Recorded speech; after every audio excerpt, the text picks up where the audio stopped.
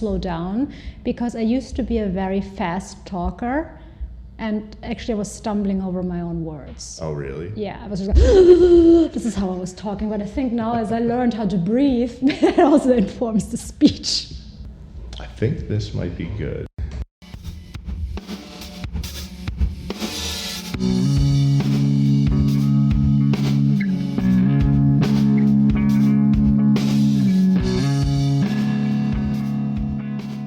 Welcome back to Hysteria Radio. As always, I'm your host, and I feel like I need to change the name of the show. I feel like Hysteria Radio is attracting hysterical atmosphere, and especially today because I have Andrea Kartika Dearline here, and today we're going to be talking about complementary therapies. So, as you know, if you've gotten involved with the major organizations or really anything that has to do with mental health, like they're always talking about, go to the doctor, take your meds, go to the doctor, take your meds, go to the doctor, take your meds, which I'm not going to sit here tonight and tell anybody to stop doing that. You know, everybody that listens to the show knows that I take meds and there's a chance that I'll be on them the rest of my life. But I felt like things in my life didn't start picking up or getting better, or, you know, relationships with friends and family weren't getting much better until I started complementary therapies, until I started things like meditation, Reiki, eating healthier, going for walks. I mean, the list, right? The forever list of the things that you should do in order to start feeling better. Recently, I started reflexology. But the main one that I started last summer was Reiki. And I brought a professional here to talk about it because I could do a whole show about Reiki, but I'm not a professional and I don't want to lead anybody in the wrong direction. So, Andrea, thank you for joining us. Thank you, Joe, for inviting me. It's great to be here. And you know what? As you were listing the things that have helped you as complementary therapies, you forgot a big one in your life. What did I forget? Yoga.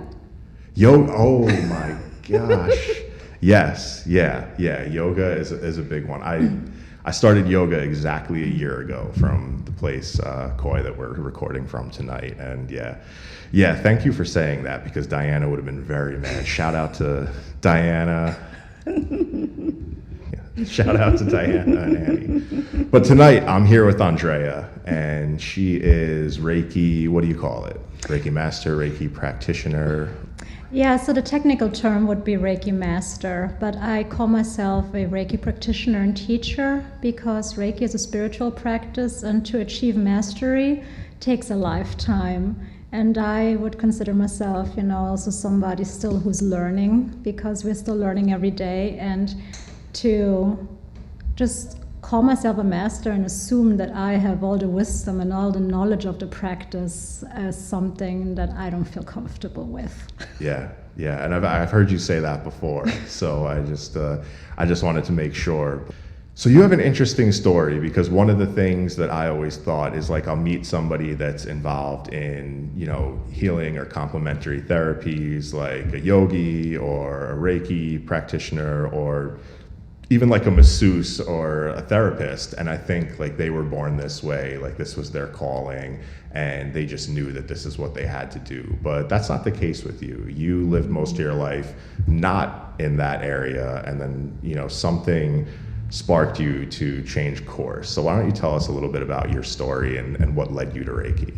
Yes, it's a quite interesting story actually, because, you know, Reiki found me, and that's usually the course how things happen with Reiki. And I was born and raised in Germany, and I grew up, you know, with the German values of discipline and hard work, and I'm also a perfectionist. This mindset has served me really well. And so when I came to the US actually in 2003, and I began to work here, I actually worked for the German government. I worked at the German consulate, and then, you know, worked for a German government organization. And as I know now, I always worked against myself. I have always been a communicator, always been good, always good with the written word, and this has gotten me into all these things. But there was this piece of me that I didn't connect with because I was always trying to be somebody who I thought I needed to be and who I thought would fit in that role. And so I started to I was very successful at what I did, and I'm very proud of my work, but I was miserable. And so in 2013, I decided to go to Indonesia because I'm also half Indonesian. And even though I was born and raised in Germany, my heart has always been in Indonesia because since I was 11 months old, I went to Indonesia every year. My mom always took me there, I had very close ties, and I always wanted to live there. So in 2013, I made a decision, you know what? I'm gonna go to Indonesia now. I'm gonna try to make this work there, somehow. Had a grand idea, I love animals, that I would actually open up an animal clinic, with somebody. That completely fell flat.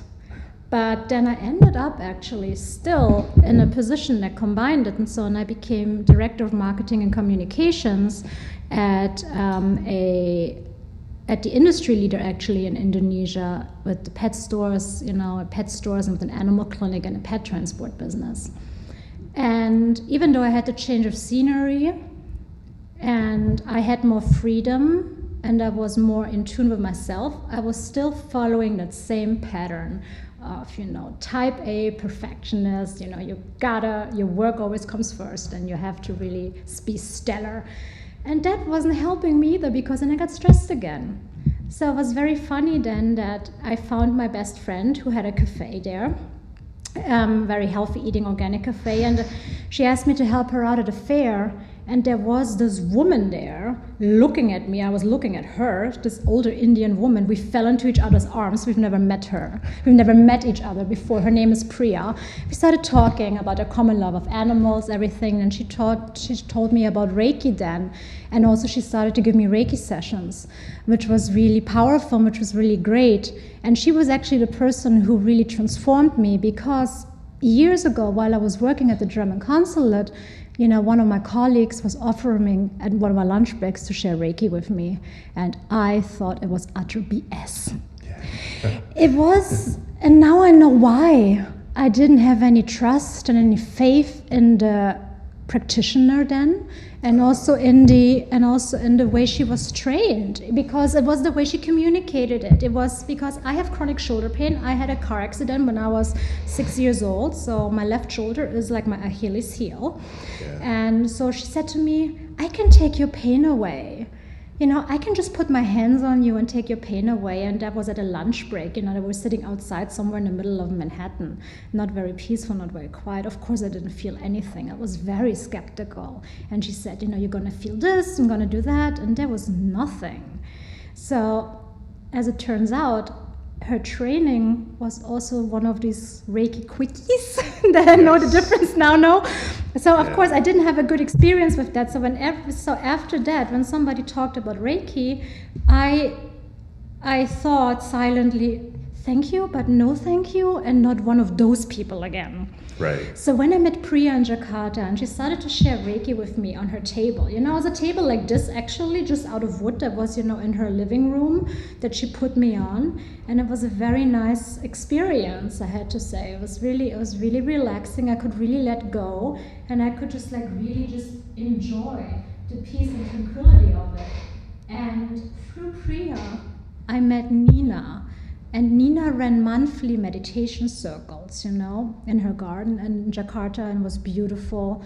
When the full moon was there, we were sitting in her garden by the pool under the full moonlight meditating. It was absolutely perfect. Who really introduced me also to this concept, of this kind of healing work and all these kind of things. And then after a while, Nina said to me, now it's time for you to learn Reiki for yourself. And I didn't think much of it. But then I took that class, and it was also one of those Reiki quickie classes, actually. It was only 4 hours. Lovely guy. My teacher, Joshua, my first Reiki teacher, lovely, lovely guy. And it was great. But, when I took that class, a switch turned into my head. And that switch was because in Reiki practice, we also have the precepts, the Reiki precepts. They are like our guidelines. They're like, they're the guiding light of our practice and how we lead our lives. And they're just like, just for today, do not anger, do not worry. Be humble and grateful. Practice this diligently. Be kind to yourself and others. And when I heard that, be kind to yourself and others, this was the moment the switch in my mind turned, because this was the first time that I felt that somebody had given me permission to be kind to myself, because I was always somebody who was taking care of everybody else. My mother died when I was young, so I raised my brother. Then all these street animals that I was taking care of, that I went to Indonesia for, that I was helping, literally street animals. And all of a sudden, it's just like, no. Things then began to make sense. And I fell in love with the practice, started to practice Reiki on myself, returned to New York. And the first thing I did when I returned to New York was, I gotta find Reiki people. I have to be around this energy. I have to be around this mindset. And then I looked for people, and then I continued my studies with Reiki. And the more I learned about Reiki, the more I fell in love with the practice. And as a result, I also fell in love with myself. That's awesome. That's, how can you take care of everybody and every animal in Indonesia without taking care of yourself? And I think that's like a lesson for everybody to learn, is that it starts with you. Oh, yes. Everything starts with you. Oh, yes. And that's not selfish. That's just being smart, And it's a necessity, it really is. And it's something that we don't learn. And it's something that we are not exposed to. And this is actually really the first thing about Reiki practice is, and the first level of Reiki is actually self-care. How to take care of yourself, how to practice Reiki with yourself before you can even think about going out and sharing Reiki with others. Well, and that's another thing I wanted to talk to you about, because I took one of those courses, and it took me, they said to take a little bit of time in between each course and work on the first one, work on the second one. But total study time was probably about a week. And the one thing I could think after was okay, I could do this on myself, but there's no way I'm going to go out and practice on other people, unless I got trained by somebody and practiced on people with, the appropriate teacher or mentor there. And one of the things that drew me to your practice was that, your extensive training. I feel like you're probably still training now. Oh, yes. You're a teacher. So tell me a little bit about your training. You mentioned Indonesia, and you took one of those fly-by-night courses like I took. Only I won't put my hands on anybody else. I'll work on myself. Because one of the first things that you learn in Reiki, for those of you out there that haven't taken the fly-by-night course, is that when you're a kid and you hurt your elbow, you put your hand on your elbow because it makes it feel better, or your parent puts their hand on your elbow. So that's very beginner, I'd say, is that it's just showing compassion to yourself, for a pain that happened, and showing yourself that it's gonna be okay. But why don't you talk a little bit about your training, because that was one of the things that blew my mind, how much you've trained. Wow, thank you, and thank you for also being so responsible, Joe. That even though you took the course and everything, that you don't feel like I can heal the world now. Because seriously, this is how I felt after my first 4-hour Reiki course. I'm just like, I can heal the world now. Everybody was a problem. I'm going to put my hands on you because I got the healing power. And, of course, the intention is there. The intention is very well meant, but then I realized it's not enough. I didn't understand what I was doing. So, and then I was first trained, in the Western lineage of Reiki practice, which has more what I call a little bit more of an external focus. And the focus is more on the hands-on healing and that energy part of the work. But after I completed, my levels, until, the master level, the third level, but this is when I really began to have questions, lots of questions. and questions that my teacher at that time didn't answer. And so I began to educate myself as best as I could, about Reiki practice. I was kind of shopping around for teachers. I was going to different shares and circles. I was reading books, and I soon realized, that there is a very credible way of practicing and communicating Reiki, and then there is the esoteric way to do so. And then I realized, let me go to the teacher of the teachers. And this is how I found Franz Stiene from the International House of Reiki. And I started to read his books, and then so he comes, at that time he was based in Australia, but now he's in the Netherlands because he's Dutch. And so he comes to New York once a year, and so I attended his play days, and just to check him out and his teaching style and the way he approaches Reiki practice. And I really liked what I saw, and I really liked him. And then I decided to study actually the Japanese way, the traditional Japanese way, as close to the original form of the practice as possible with him. And then everything began to make sense. The whole piece, the whole Reiki history, why we're doing what we're doing.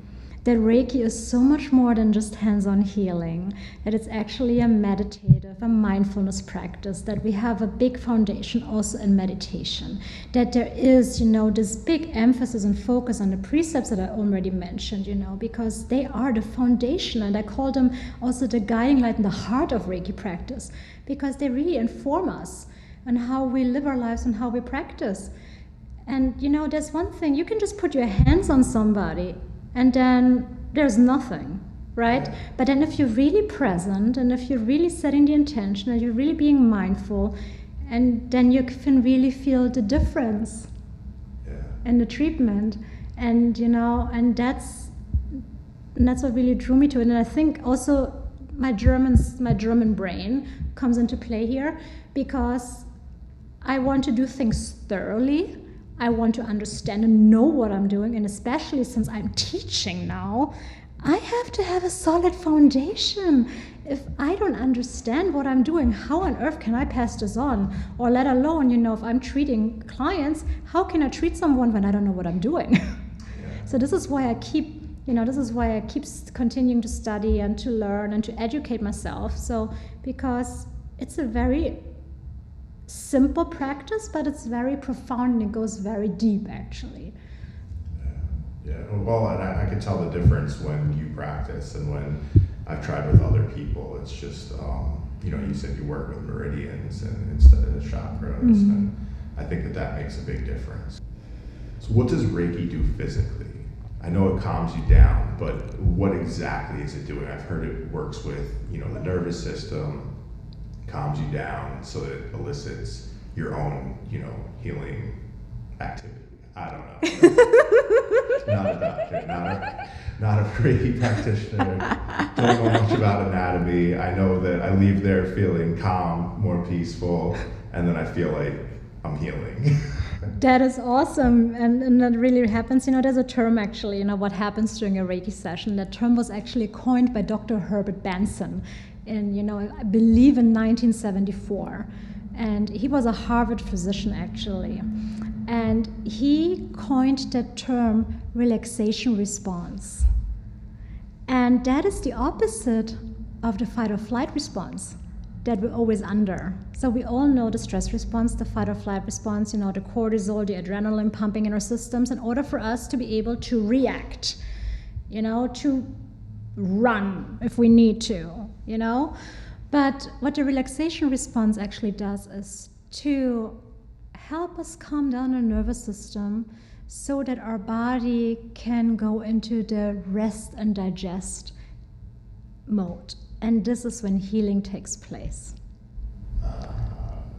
Rest and digest. Yes, so, and if you wanted to, and it engages the parasympathetic nervous system, and that's really the part of us that we have, that needs to be activated so that we can really naturally just recover and heal. And because of our lifestyles and just the way the modern human is now, we are most people are most of the time always under this constant fight or flight mode, always in a constant stress response. And we notice this in our breathing, who breathes deeply anymore, Exactly.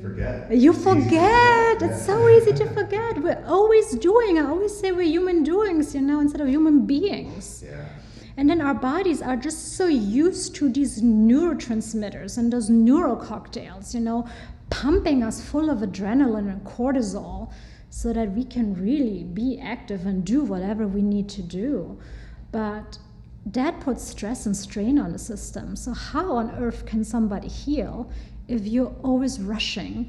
And even though if you are lying down in bed and resting, but when you're lying down in bed and resting and still playing with your cell phone, what good is that? Exactly. You're still engaging and you're still firing all these stress responses. And that was my issue. I had general anxiety disorder and bipolar 1, and with insomnia. So I was going nonstop, 24/7. And then it's like, when do I have a chance to heal my mind? When do I have a chance to heal my body? And I didn't. I never did. And for like probably 12 years, I would just run myself into the ground. And then I'd get a little bit of rest, and then I'd run myself into the ground again. Yeah. And it's like, when is this going to stop? And you could use pills, but at some point, it's like, there's got to be a better way with this, or this isn't, my life wasn't meant to be, me running myself into the ground and taking a pill to fix it, or, me getting really, really high and then taking a pill to bring me down, or me getting really low and then taking a pill to lift me up. It's like, there's got to be something natural that I could do. And yeah, I can't even explain. Like, I slept like a rock after our first session.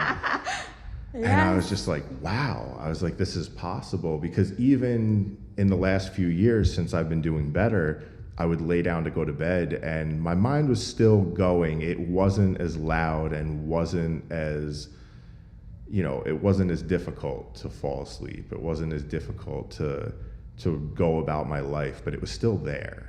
And I felt free from that. And I think every session, it's gotten a little bit better. That's amazing, and that is so great, because what Reiki does is Reiki brings balance back and restores balance in our system. It restores balance on a physical, emotional, and on a mental level. Because, it also is, it's all interconnected. So if your mind is going crazy, how on earth can you then get rest and sleep? Yeah. But if you then put your mind at rest, then all of a sudden your body has the opportunity also to rest, and then it's all bringing it all together. And balance, it's such an elusive word, and it means something different for each of us. But I think what we can all agree on is that the way most people are living their lives these days is out of balance. Oh, yeah. And out of touch with themselves. I think balance and grounding are the two main things that I've gotten out of Reiki. And I knew that I wanted it before, but I couldn't get there on my own because I couldn't calm down that flight or flight response. And, now it's getting better. Yes. It's getting, it's, for the rest of my life, it's going to be the struggle of balance and staying grounded. Oh, it's a struggle for all of us, but we also, this is the great thing about Reiki practice or practices like meditation, we have a toolkit. And we know how to use that toolkit. But the thing is with these things, it's not just like an emergency fix, like I have a headache, now I take an aspirin, and then it goes away. But these practices, actually, they are accumulative. So it's especially important, to practice the meditation or to practice the daily self-Reiki or the yoga, whatever it is, when you're feeling well, so that you're filling your own cup, that you're staying in a good level. So when things happen, I always call them the storms of life, or pardon my language when shit happens, and it does. It's life. Thank you. It happens a lot, when shit happens. As it does in life, then, we get thrown off balance. And then it is so much more difficult to find the calmness and the groundedness in the center. But if we have already worked and built a good foundation, it is so much easier to pull ourselves back. And I always like to say this example. And when I walked in, I told you, oh, this is a stormy day. It was a very windy day, rough day, even for me. Who practices Reiki, and also think when people say, they call me the calm and the peaceful one, but I'm also human. And on days like today, things get stormy and I get, pushed around too by those winds of life. And I'm just like, okay, this is what I gotta do now, in addition to my daily practice, to bring myself back, to center myself, to calm myself down, so that I can make smart decisions. Because when we're always in a stress response and when we're always overwhelmed, physically overwhelmed, emotionally overwhelmed, we don't have the clarity and the focus. And then how on earth can we then do how on earth can we then find, clarity and make smart decisions? Yeah. You need to find space, something we talk about a lot. One of the things that I have trouble with is I'm like the calm one at work. I'm the calm one with my friends. And 10 years ago, I was the crazy one, but now I'm the calm one. But someone at work even calls me Joda, like Yoda. I love it. But the thing is, I don't feel calm all the time. I think I've had to learn to be calm so that when my mind or, my emotions or whatever starts going, I know how to stay in that. Because if I get caught up in, gossip here, or this person did this to this person, or can you believe the news today? I know that's gonna grab a hold of me and it's gonna take me away from who I really am. Yes. And so I don't know if it is that I'm the calm one, but somehow I've learned to maintain, calm throughout everything. Yeah, so I think you tapped into your inner calmness, or you tapped into your inner Joda. And this is very important, and too, what I learned also, I've gotten so much calmer too. It's like, this is the first thing that people remark, when after they see me after a while, it's just like, oh my God, you're so much calmer. And when I used to talk, I used to stumble over my words because I was talking so fast. Yeah. And I was racing through life. And I was the opposite of present.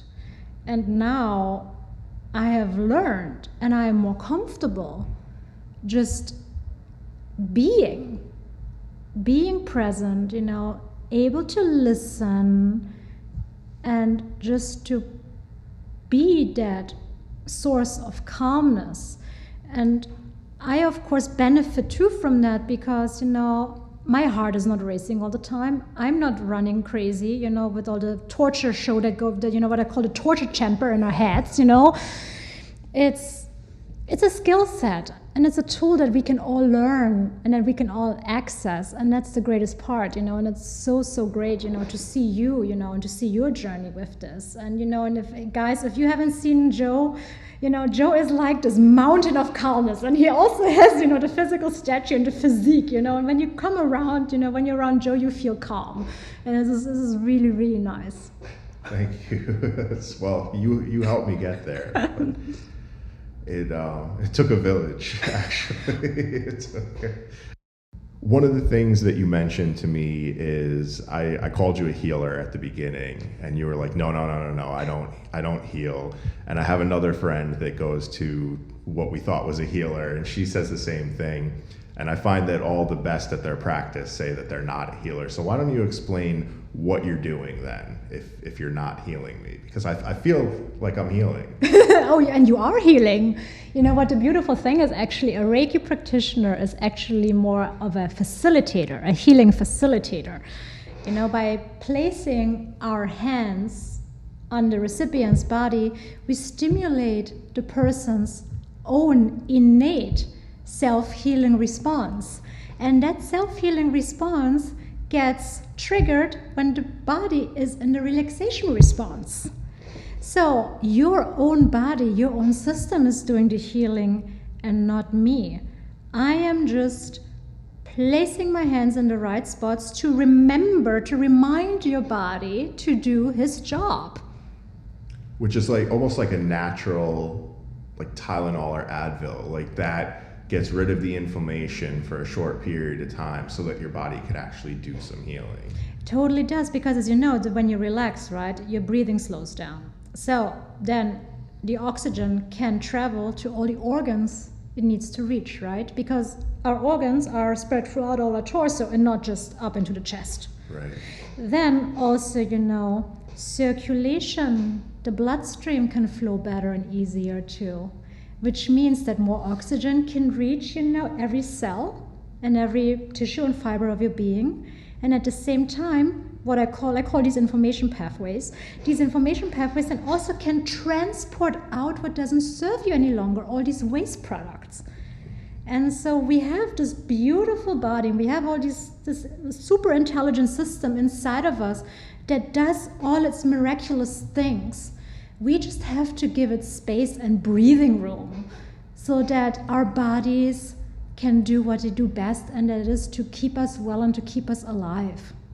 There's no magic in this. What is Reiki? Good question. I should have asked that at the beginning, maybe, but... What is Reiki? There's two ways of looking at Reiki, actually. One is, what does the word Reiki quite literally mean? Because it's a Japanese word. And it consists of two syllables, rei and ki. And it actually means universal or spiritual life force. So we know from the syllable ki, then you can recognize it, like qigong, tai chi, Western, from the Chinese system, that's that life force energy. And also, from the yoga, from the Ayurvedic system, it's the prana. It's that energy the energy that sustains us all, the energy of everything. But there's another way of looking at Reiki, And what Reiki also stands for is a system of natural healing, actually.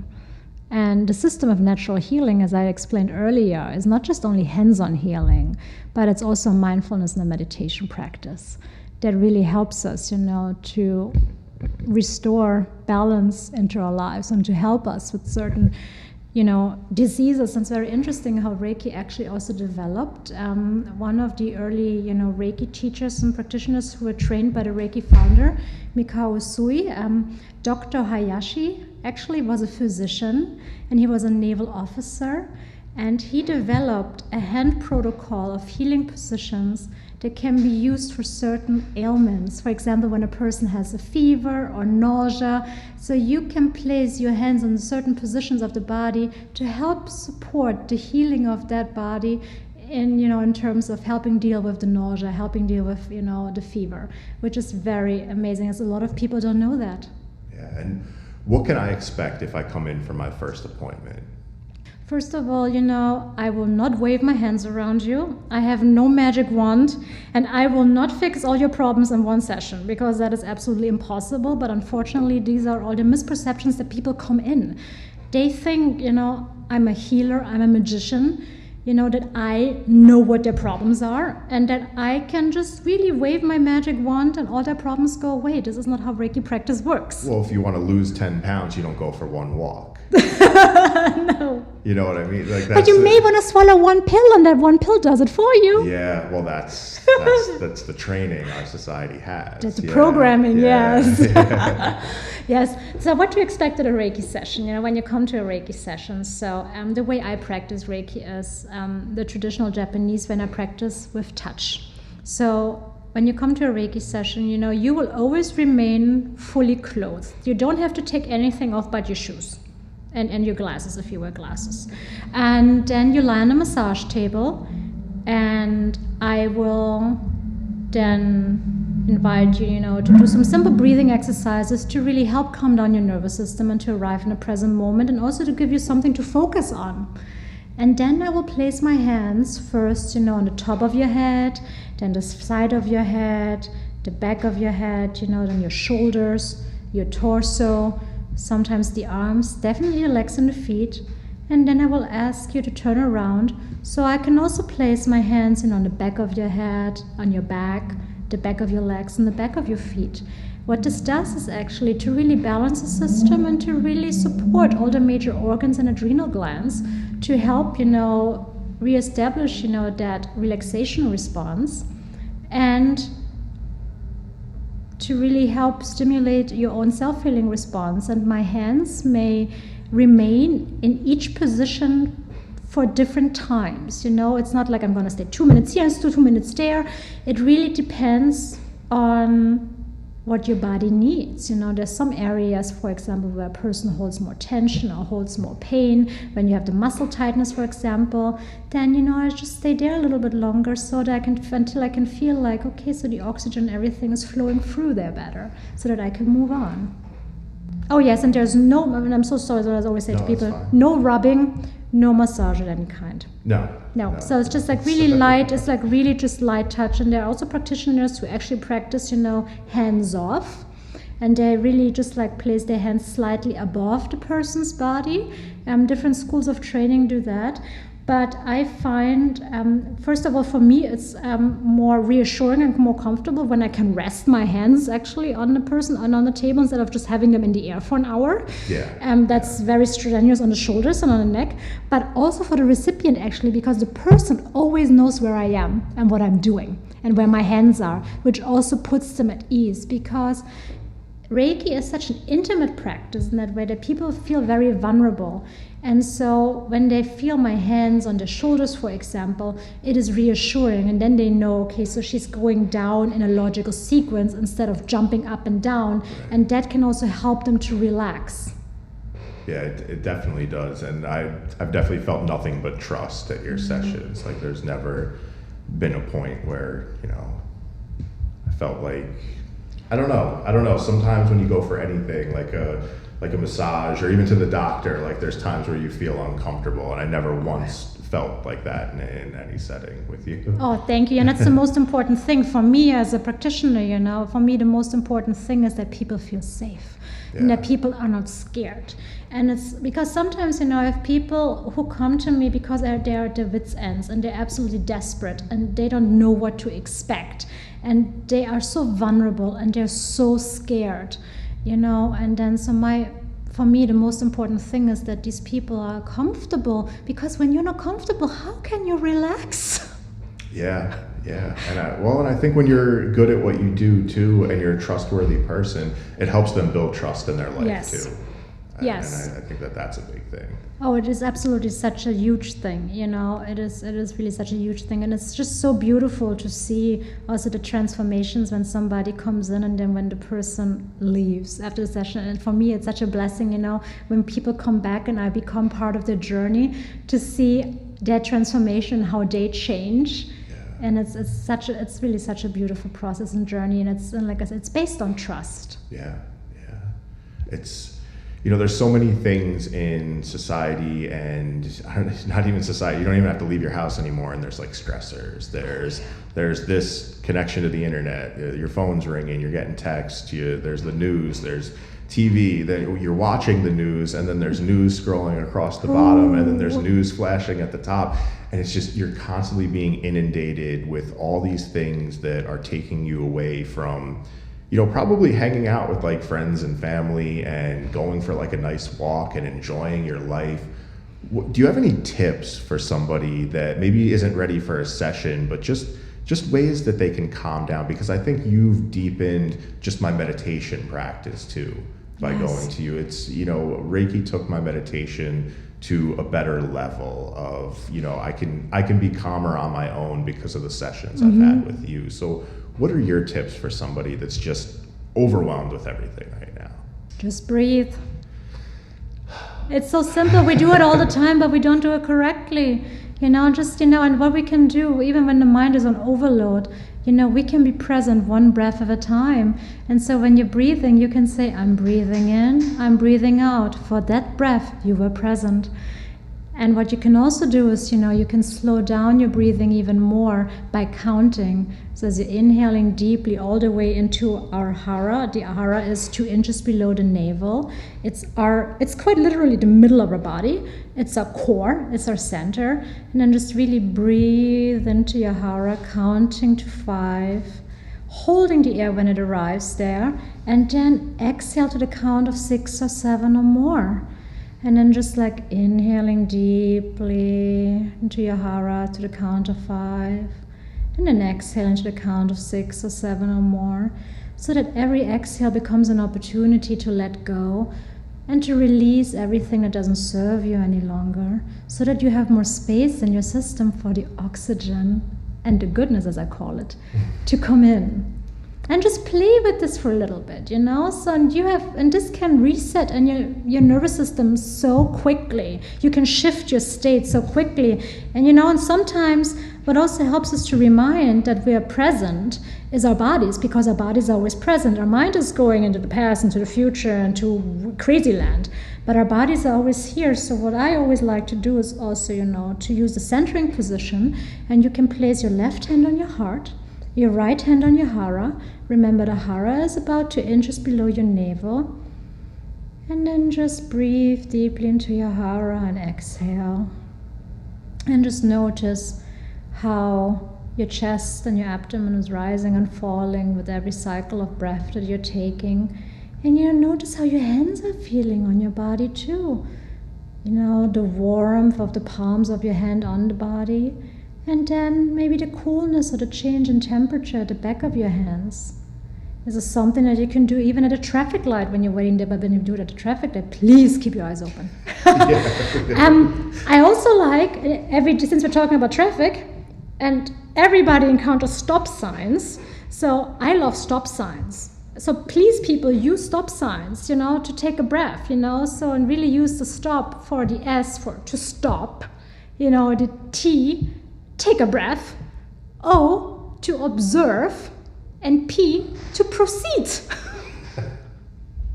Wow, now I'm hoping that every time I go to a stop sign, I breathe. You don't even think about it. Yeah, that's your reminder to stop. That's your invitation to stop, to take a breath. Wow, that just changed everything. Because I'm getting real frustrated on the road recently. You need more stop signs, my friend. Find me a road with just 100 stop signs. I'll take the long way. So these are little ways, to reset, your nervous system, a little bit, and just play around with it, and just see, and just notice the difference. That's awesome. I hope everybody listening now takes a deep breath at a stop sign. Whether you're a passenger or driver, don't fall asleep. Please don't fall asleep. Yeah, keep your eyes open. Don't blame us. Oh, yes. All right, so how can we find you? You have an awesome blog, a webpage. You said that you might be recording meditations, I heard. I don't know if that's true, but I hope it's true, because you do awesome meditation classes at a few places around here. But how can we find you? Thank you. Well, the best way to find me is at thrivereiki.com. So that's thrivereiki.com. You can find my blog there. You can also find me as Thrive Reiki on Facebook and on Instagram. And if you do, say hello. That's awesome. Thank you so much for coming here today, being on the show, and just being like this amazing, calm, relaxing, kind presence. It really, I was having a tough day too, and this really put a good end to it. So thank you very much. Oh, that's wonderful. And thank you so much, Joe. And thank you for doing the work that you do. It's just amazing and so needed. So thank you. You're welcome. We'll keep doing it. So listeners, thank you very much for listening. And we are going to, for Mental Health News Radio, that's what I have to say at the end.